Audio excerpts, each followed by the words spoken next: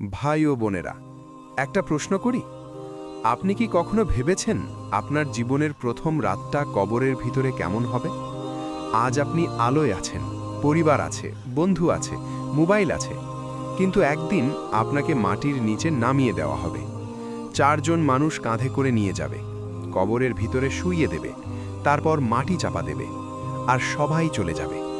আপনি একা, শুধু আপনি আর আপনার আমল। রসুলুল্লাহ সাল্লাল্লাহু আলাইহি ওয়াসাল্লাম বলেছেন, কবর হল আখিরাতের প্রথম ধাপ। তিরমিজি শরীফ।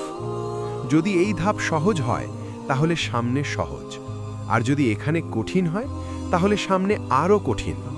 ভাই ও বোনেরা, কবরের সেই প্রথম রাতটা খুব লম্বা হবে। কেউ পাশে থাকবে না, মা থাকবে না, বাবা থাকবে না, বন্ধু থাকবে না, শুধু থাকবে আপনার আমল।